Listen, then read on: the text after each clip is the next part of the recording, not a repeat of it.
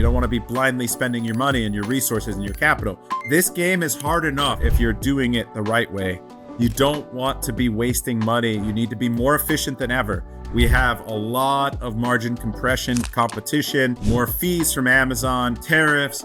All of these things are going to be eating your profits. So you need to be better and better and better at Amazon. Hey, everybody. Welcome to an Ask Me Anything. We want to start doing this every single month. And I apologize for the hiccup here. I'm on the road traveling.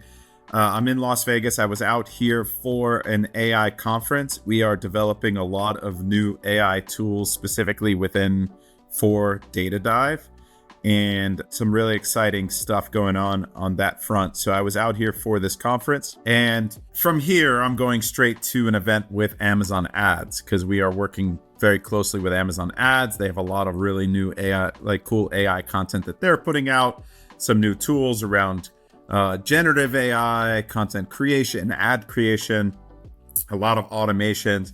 They're announcing some really cool stuff that I can't speak about yet until they get a chance to announce it. But I'm getting a behind the scenes look, which is great because I can test it. They use my feedback. They're really listening to people who use the tools like us to help make it better. But also we understand where they're going and what their roadmap is so that we can build better tools with Data Dive as well. So we are going to get to some questions. One of the first things that I wanted to do, though, is to go through Rank Radar really quickly. I think that a lot of users, first of all, I want to know who's on the call. How many of you guys are actively selling already or managing an active account? All right. Oh, that's awesome, Max. Yeah. And then you'll be able to join the office hours later as well. So how many of you have active Rank Radars where you're tracking your Rank Radar and you have your SQP reports coming into your Rank Radar? Just a few of you. Now, this is such a really, really powerful combination. And the reason that we build certain tools within Data Dive is for a very specific reason. First of all, we are sellers. We use data to make decisions. And so everything that we built within Data Dive is because we know what information and data we want to look at to make better decisions. And so what I want to do today is explain the logic behind Rank Radar a little bit so you can start to understand what data points to look at to make better decisions. And then we'll jump really quickly. I'm only going to spend a few minutes on this. I do have a screenshot. Marlene, did you have a link there for me to just jump into a screenshot where really it's just the SQP and the information? We had it in one of the presentations. I'll take a look really. So at the end of the day, we're running ads to try to impact. The number one reason we run ads is to try to impact organic ranks. So obviously a keyword tracker is important. Now there are several tools out there that have keyword trackers because you want to know when I'm spending money, the number one lever to impact your organic ranks on Amazon is going to be running ads. So that's the logic there, right? All right. So the number one reason that we're running ads is to impact our organic ranks. The number one main thing that we want to do on Amazon is get more visibility, right? So getting more visibility gets us that organic traffic, gets us the organic sales. That blended with the paid makes our product profitable. So what we're trying to do is understand, are we running effective ads? So let me go ahead and share. Basically, when you're looking at Rank Radar, what I want you to understand is you have your organic ranks by day, which is really important. You have your PPC performance. You guys should have your PPC account tied to it. Again, the reason that we have PPC there is because it's the number one lever for organic ranks. Now, the way that ranking works is really important for you to understand. And this is the lesson that you need to take away from here, is that first of all, you need to establish the correct indexing for a keyword in order to be able to even rank on it. So we have a very simple SOP here for everyone to follow. The first is you need to fix your conversion rates. So if you have your PPC performance next to your organic ranks, then you can understand if something is performing, how it's converting, how are your ads converting. Now, if your conversion rate is worse than your competition, then you need to go back to the drawing board and evaluate whether that keyword is correct for you, whether the specificity of that keyword is accurate to your product, or whether there's something you can do to improve your conversion rates. And now we have a lot of training around improving conversion rates. But think about this. What report from Amazon can help you understand whether your conversion rate is better or worse than your competition? It's your search query performance report. That's the specific benchmarking report that Amazon gives you. And we're the only tool that gives you all of this information together, because you can also bring in your search query performance report. Now the search query performance report is going to tell you how your specific ASIN is doing compared to the other ASINs on a keyword. We enrich the data to bring it at the keyword level.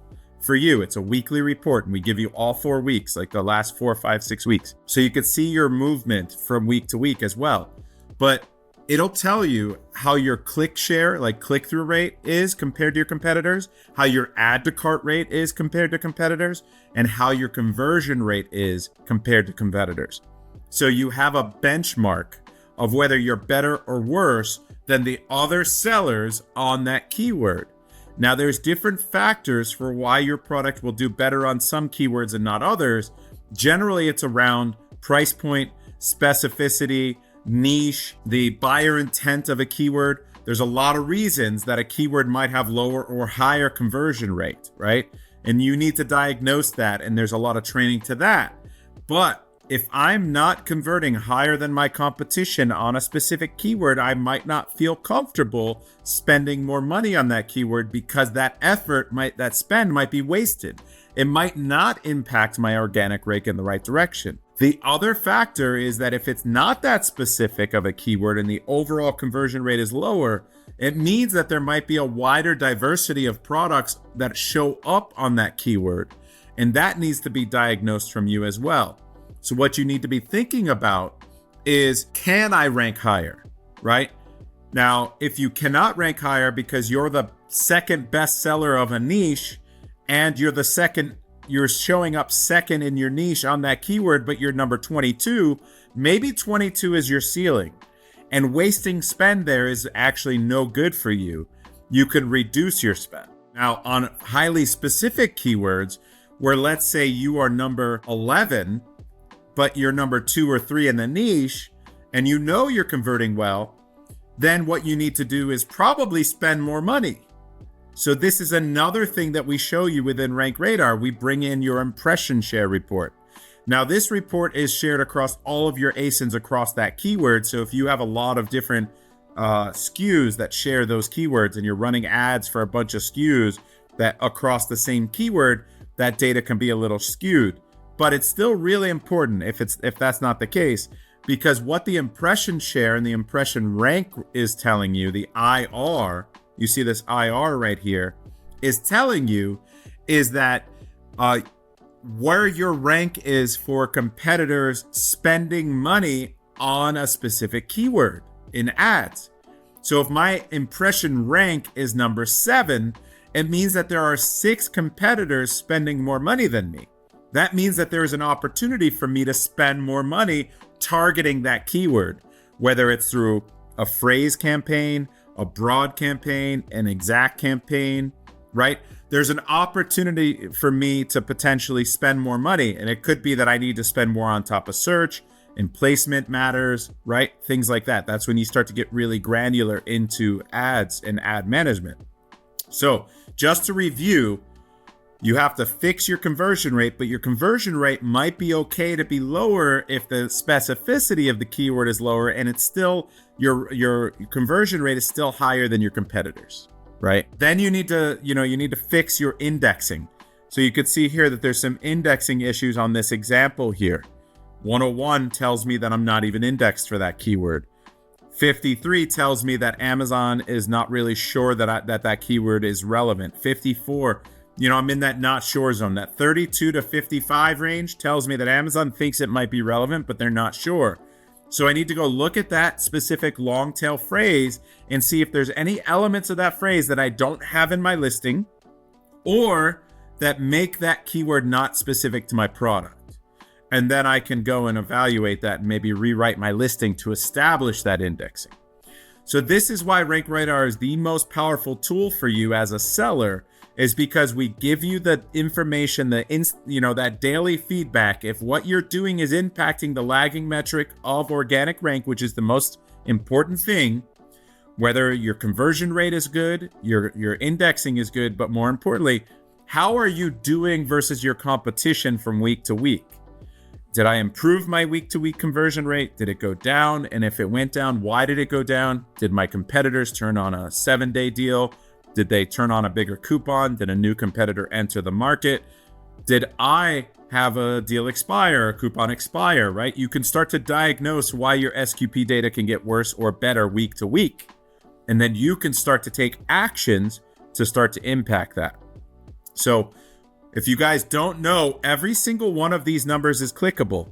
You have PPC data here, and then you'll have, if you scroll over, you'll have SQP data. If you click on any of those numbers, it'll pull up from the bottom your full report, your full PPC. So for a PPC, if I have in this example right here, I have a phrase, a broad, and 2 auto campaigns. If I click any of these numbers, I will be able to pull up all 4 campaigns, and it'll tell me all 4 of those campaigns, the performance of them, right? And so as Rank Radar continues to be built onto, you're going to be able to start taking actions. You're going to start to get placement report data. It's going to just keep improving, but this should be your hub for where you're getting this information and taking actions into your account. You're getting that feedback. Now we'll start to build dashboards. We'll start to pull some of this data into a dashboard so that you can get some ideas, like if there's anything that we notice that you need attention to, we want to start feeding it to you, right? But for now, you guys should be in your Rank Radar every day, tracking as many keywords as possible and checking those levers. All right, that's why we do it. Now, to that point as well, we also allow you to sort by root word. And why is that important? If you come over here, I'll tell you really quickly, it's no longer called pool, it's called blind spend. The reason we call it blind spend is because these are all the keywords you're spending money on. So if you go to source and you click on what's now called blind spend, you're going to get this full report of everywhere you're spending money on ads, every keyword and product, competitor product page that you're spending money and getting impressions that you are not tracking the organic rank. So for example, on this one, I sorted by clicks. It should automatically, you want to just go sort by clicks. Where am I getting the most clicks, and is it good or bad? Well, look at this product that I have made an example of. I have conversion rates of 12, 18, 33, 32%. Really good, a lot of clicks, a lot of conversion, but I'm not tracking those keywords. That's a problem. Is my spend is doing well, like my PPC is doing well. How is it impacting my organic ranks? Remember, that's the lagging metric that matters the most. So I need to take these keywords and go track them. Now, the yellow ones, I'm not converting well, but I don't know. I need to know, is that good or bad? Is 5% good? It might be great for that keyword. The average on that keyword might be 2% if it's a really long tail, if it's a less specific keyword. But I don't know until I compare it to the SQP report. Let me bring that one over. But I got, there's one here with 12 clicks and no sales, and 10 clicks and no sales, 37 clicks and a sale. I need to go and figure out, is that keyword specific? Am I wasting my money here? Let me go find out which campaign that is. Click it and then say, you know what? I need to go negative that keyword. That is not specific. I'm wasting money, right? So blind spend is not good. You don't want to be blindly spending your money and your resources and your capital. Look, this game is hard enough if you're doing it the right way. You don't want to be wasting money. You need to be more efficient than ever. We have a lot of margin compression, competition, more fees from Amazon, tariffs. All of these things are going to be eating your profits. So you need to be better and better and better at Amazon. And so that's why we give you these tools. Now, if you sort by root words, right? Let me bring this over here. If you sort by root words, let's say all of these are the same root, and I have all of these keywords here that share the same word in them. It's a repeated word and phrase. I'm not spending any money in here. And if I go back for a further look back period, I can see that all of these keywords sharing this root word I've never targeted. Well, if I want to push these keywords even higher, then I can start targeting these other keywords that share these words in them that share the repeated word, because Amazon will give you attribution, ranking attribution and credit for all the words that are shared in that word that you targeted, right? That's how Amazon can do like a spiderweb effect. Every single click, add to cart, and sale you make will impact the ranking, organic ranking of thousands of keywords at different amounts based on the match type and based on a few other things. So what I want to do is I want to start to optimize by root word, because I want an outsized impact, right? And so that's what we were able to show you here as well, is that if you track a bunch of keywords, you sort by root, you can see where you're spending and not spending, and then you can start to target one root at a time and start optimizing and driving those organic ranks in and out, with a bigger impact. So, those are the things that we're doing. If you guys didn't know, we have a 12-week PPC mastery program. It's a certificate program that we teach. Now, this program has been for the PPC manager themselves. So either the employee of a major brand and agency. So we have a lot of agencies that have put their people into it. But if you're just starting yourself or you do the PPC yourself, you can join it. And we have another class starting in September. So we're in week 9, I believe, of this cohort. This is our first cohort that we did in beta, and we gave a massive discount. And we'll continue to probably give a discount for the second one. I'll talk to you about that, but we'll have an early bird sign up for it. But the point is, over the course of 12 weeks, you have homework every week. We teach you about conversion optimization, about indexing, all of these tactics. And then we get into AMC, SQP, advanced optimization strategies, keyword targeting, placement. But you have a midterm exam and a final exam. And at the end of the 12 weeks, you should be a PPC expert if you pass the 12 weeks, right? It is a college level course. And so we have that program available. If you're interested in that, make sure you message us offline. And Chris is in the program, obviously knew what we were talking about, week 6, day 2. All right, Chris, how's the program been for you? I mean, you're here in the chat. What have you made significant improvements into your listings? What has been the feedback? I mean, we're only in week 8. Now we're really getting into the nitty gritty of it. This is interactive. Now, this is why you guys need to be tracking as many keywords as possible, though. This is what I was talking about with the Rank Radar. And I want to show you to get the most out of the tool. Your feedback is always welcome. We are improving tools. We're adding agents. We're helping with product development. We're going to be launching some tools around inventory management, around ads management. We're going to continue to improve Rank Radar. You've got dashboards and other things coming. So there's a lot of investment we're making at a Data Dive. It's one of the reasons that we're actually raising a little bit of money in a friends and family round right now, but from angel investors, students, but we want this to be the best tool on the market to help you end to end. And so your feedback is necessary for that as well. So always feel welcome to send feedback about features you'd like to see, issues that you're having, and that's why we're here. So you're going to be seeing more of me in these Ask Me Anythings about the tool, about Amazon, and I want to be here for you. So I'm glad that you signed up today and that you're here. I'm glad I got a chance to go through Rank Radar and explain the logic behind why we built Rank Radar and why it's so powerful. Hopefully you're going to get more out of it now. Yeah, I understand that, Chris. I know it's tough. We're trying to get in the middle. Thank you, Mohammed. I appreciate that as well. That was, and that class is great. I mean, it is a 4 or 5 hour class. We've got a new one we did in 2024. We've got another one coming. We've got this 12-week program, which is just a far more intense program with homework and everything. And you have to be actively managing a product to be in the certificate program. That way you can actually go do an active, action these things. All right, so we can jump into asking questions. You can put them there. I'll put them on screen.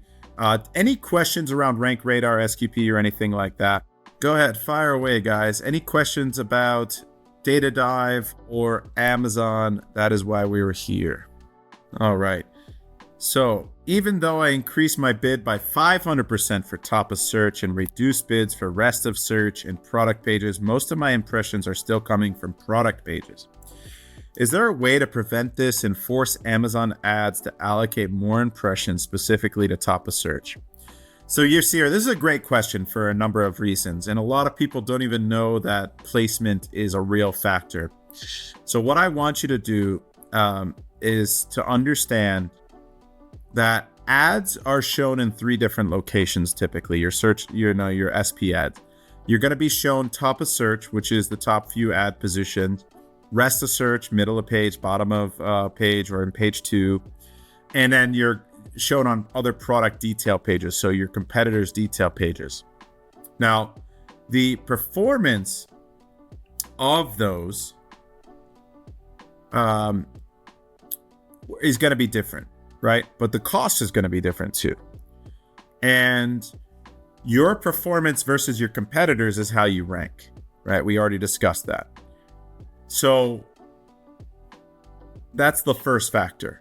You want to maximize conversion rate. Sometimes, and oftentimes, your conversion rate will be higher at top of search, but your cost might be 2 to 3 times more, right? So it's like $2-3 a click versus $1 a click for rest of search. That higher conversion rate still might be the right play, even though your A cost might be slightly higher, because it's more likely to increase your organic ranks and lower your tacos. So think about it that way. If my organic ranks are pushed higher and I get more organic clicks and sales because of the extra spend, then even though my A cost goes up, my profitability goes up as well, right? So that's the dynamic a lot of people don't think about when they're optimizing ads. And that's the mindset I want people to get out of when we're talking about ads management. You need to not just be married to a specific conversion rate and a specific A cost, a specific ROAS. That is how you lose. Amazon, every keyword is not the same. That's why we just talked about SQP, right? And sometimes you have to lose a little bit of money on a specific keyword in order to hold and push an organic rank that will drive a lot more sales and clicks and profit, right? And this is the question I always ask, and I want everyone in the chat to answer this question. I'm going to give you 2 scenarios. You choose A or B. A is, would you rather make $500 a day profit at 12% margin, or B, would you rather make $50 a day at 30% margin? A or B? $500 a day at 12% is A, or $50 a day at 30% is B. And everyone is answering A. And that should be the answer for everyone. So don't get married to a ROAS. Don't make your rules. And this is why most of the ad tools that are on the market are bad, is because they are rules based. And you're making rules for many keywords, but every keyword is different, right? And you're setting a hard line in the sand around optimizing for A costs or return on ad spend. And it's really, really bad, right? So you need to know, what is the impact of that ad? Why am I running that ad? And then make sure that you're measuring that, right? So to answer your question, you need to understand that every ad has also a quality score. So I turn on an ad and it starts running. And then I start to optimize my listing and my conversion. I launch a product. And let's say it takes me a few weeks to really dial it in. I've changed a bunch of main images. I've changed the pricing. I've added, some value. And my conversion rate went from bad over the course to a little bit better to finally to good. The problem is your ad has been running and blurred with a bunch of bad performance into good performance. And so you have a quality score that's got mixed results. The other thing is that your quality score is at the keyword level, it's at the ad group level, and it's at the campaign level too. So if I have bad performing keywords, I launched this campaign with bad keywords that I've eventually turned off, and with good keywords that I've kept on, the quality score is also brought down because I have a blended average. So sometimes it's better to relaunch that campaign when trying to get a specific placement, because you're starting all over and you're able to control where that ad shows up at a lower cost per click. Now, what does that mean? That means that as your performance gets better, as your if you're doing well, you're more likely to get a click, more likely to get a sale. Amazon rewards you. That's and that more likely to get a click, more likely to get a sale translates into your quality score. So that quality score is higher. Amazon wants to show your ad more often. So where this is seen is in the bidding process. And the way that ads work is a bidding process. I bid $2 for top of search. My opponent, we call him opponent, but like my competitor bids $2.50 for top of search. I might win at $1.60. My competitor might not be bidding more, like they might take my $1.60 instead of my competitor's $2.50 for that top of search spot, because my quality score is better. I'm far more likely to get a click and a sale and serve up a product that buyers want. So it's a better shopping experience, but also they're more likely to get paid the commission of the product and my click, right? So they factor that in. It's all math to them, but they have the shopping experience and then they have the ROI of themselves. So what's better for Amazon? Showing a bunch of ads that are less likely to convert? No, they don't want that. They want the conversion. So you have to understand the quality score. You have to understand what's happening, and you have to understand what you've done to your product and what the quality score might be of your listing, of your ad, to understand whether I should start all over. And that's why sometimes what you'll see is an agency will take over an account. And when they take over the account, they'll turn off all the previous ads and then create all the new ads in their own system with their own naming conventions and their own whatever. That's a horrible mistake.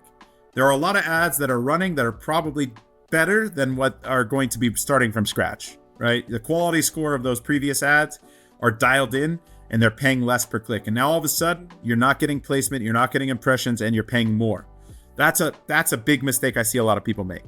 But the opposite can be true. You could have something that you're paying a lot per click, but starting all over with the same exact ad, just starting fresh, you can get a much better cost per click without any of the noise, and you'll get rewarded with a better placement because you're starting fresh with a new evaluation. All right.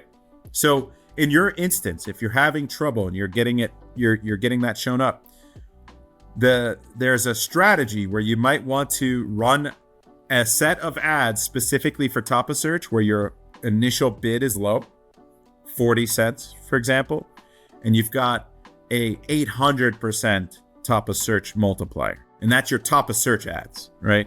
And you're willing to spend up to $3, right? And you can even do up and down on top of that. So you're willing to spend $5, right? So you can be very aggressive with top of search there in that instance.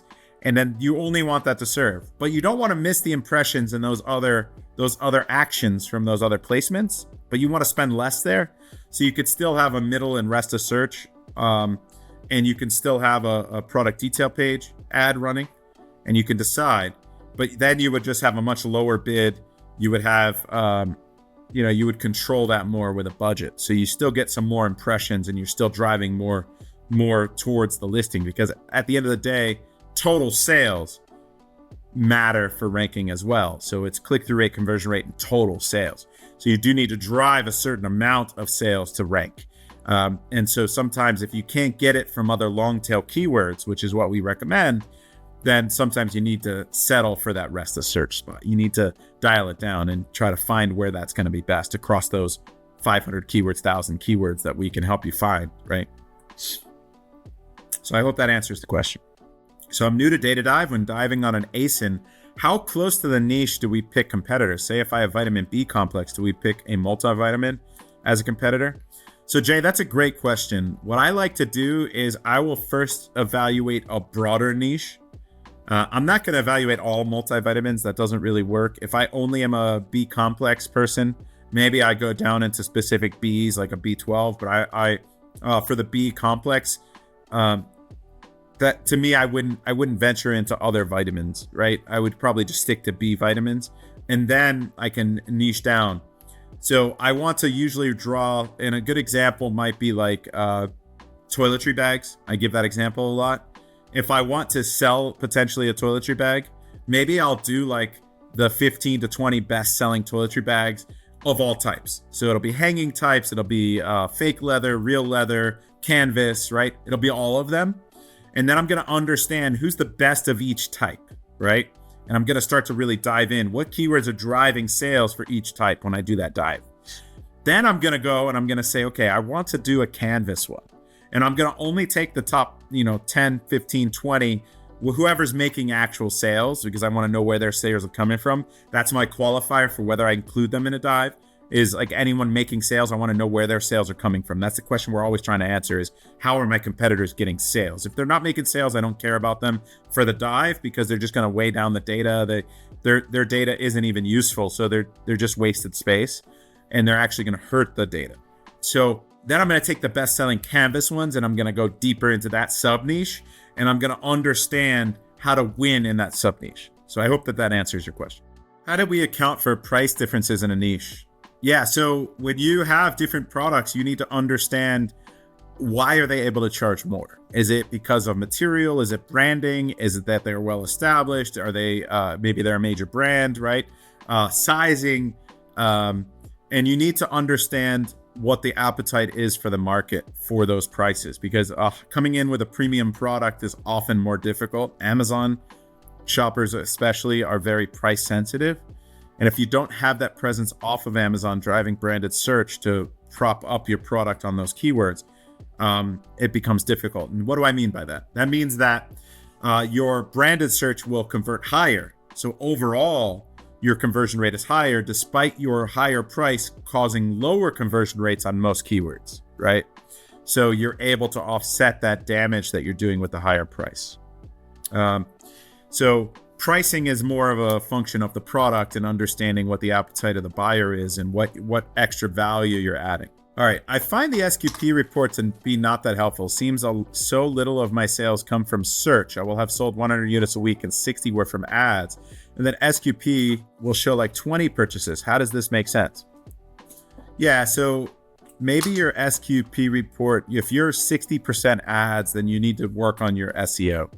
Find more keywords where you're ranking. Really dial in on what keywords you can rank for organically to start driving some sales. The SQP report is going to be for a lot of those bigger keywords, especially where you are trying to see if your benchmark data is better or worse than your competition.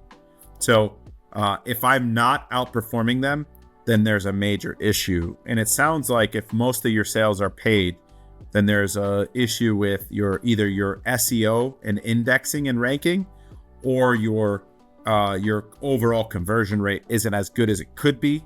Maybe you're not going wide enough for all those long tail keywords. You need to go deeper and maybe start to get more aggressive with those very specific keywords as well. If I have a keyword in my title and I'm bidding on the exact campaign, but I still see that the keyword is not indexed in Rank Radar, what might be the issue? The keyword is very relevant. So Vishal, this is one of two things. You could have the keyword in the title and not index or index well if your category is wrong. So if that's, check that, because Amazon will map keywords to different subcategories. A lot of people will try to game the system to get badges or keyword ranks or subcategory ranks by putting your product in a loosely related subcategory, but then it'll hurt your ability to rank because those keywords aren't mapped. They're not relevant to that subcategory. That's a real thing. There's a whole, catalog of keywords to subcategories. The other thing might be that you're using the keyword too many times in your listing. So if you use that keyword more than 3 times, Amazon hurts your ability to rank for it. That's a very important thing people don't know, that is written into the algorithm. It's an anti-cheat metric or like stop loss that they put into the algorithm, where it actually will hurt you to put that more than 3 times. So you have to go back and check that. So if you use, right now, we have an AI listing builder within DataDive. I don't recommend using the description it writes, because it'll end up writing those keywords more than 3 times total. And it's for your whole listing, title, bullets, and description. So you don't want to use that root that you're trying to rank for, that word, more than like the phrase more than 3 times. The other reason might be that you've confused it because you wrote it with like a long tail phrase before and after, and you're trying to write like 5 different keywords in like 6 words. And so Amazon's not picking it up. You have to isolate it. So try to isolate it and rewrite your title. Don't rewrite the whole title. Just try to rewrite to isolate that keyword and establish that indexing. If you're still having trouble, you can do two things. You can try to call Amazon, have them call you as support, ask for either the Spanish team or catalog team. Both teams are capable, and ask them to do a listing refresh for you. That you're having trouble with indexing on a keyword, and ask for a listing refresh, and then they'll help you. That can sometimes re-trigger it and help you. If that doesn't help, you can try a hard refresh, which is like you shut down at night before midnight Pacific Standard, so before California, Seattle time at midnight, and stay down for 2 days. To just close that listing for 2 days. Clear it out. Like you're going to change all it. Download your category listing report. Make sure you have all your content. Close the listing. Could make sure it's like try to blank out everything you can by uploading an upload file. Close the listing for 48 hours. And then after midnight of that third day, so like 11:50, you closed it. 12:01, the third day, you're going to reactivate it and contribute all that content again. That's a hard refresh. And that hard reset will sometimes help to reestablish your listing. It'll come back in and help to reset it. That's a hard reset. That helps a percentage of the time as well. So if you're really, really struggling, those are the steps I would take. Steve, what do you mean by starting over? New ASIN for same product? No, starting all over means starting your PPC all over. That's what I think I was referring to. So start a new child ASIN under the parent ASIN to keep the reviews. That would be like if that product is dead, like the launch went poorly, I did everything wrong, I didn't have a honeymoon, I'm really struggling, then what you can do is relaunch a brand new product, right? Sell out or remove all the inventory of that previous one, right? Close that listing, but then merge the two under a new parent. And then what'll end up happening is you'll get the old reviews if you want them, if they're good, right? So there's a way to do that. And this is a new version, but you're sharing the reviews underneath the new parent as a variation. But now you're launched that product correctly. You have honeymoon.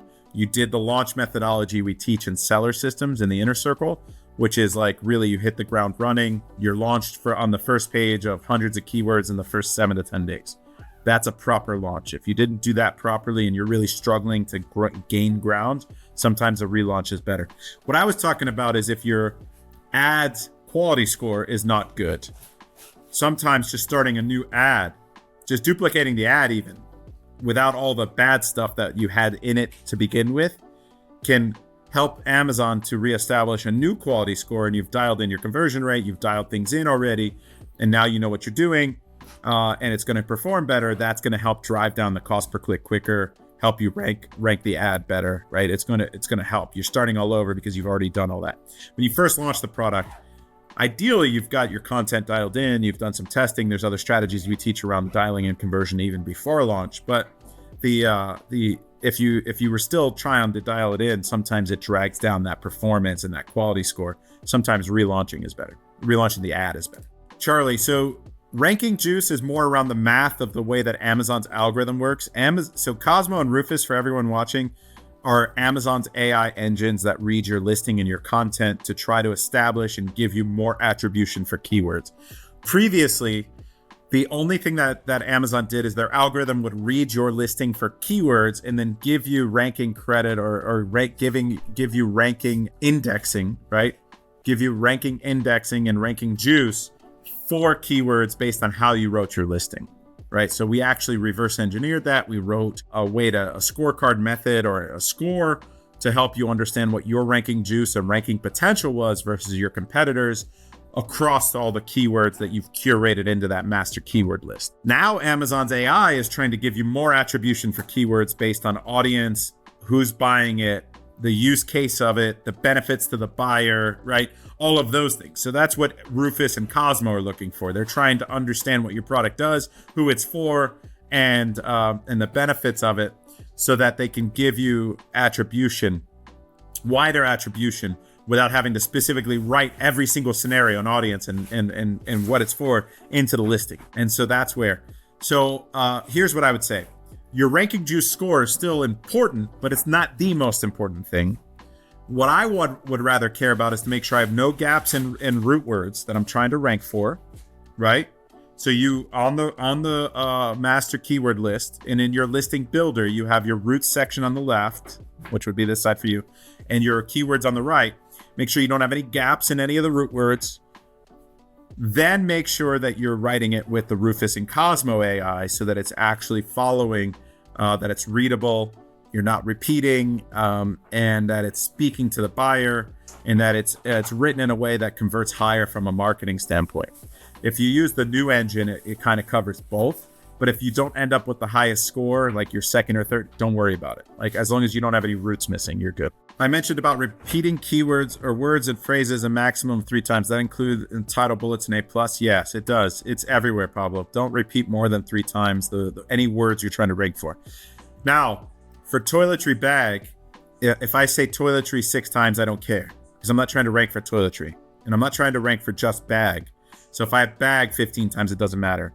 But there are a lot of keywords with toiletry bag, and I'm trying to rank for toiletry bag.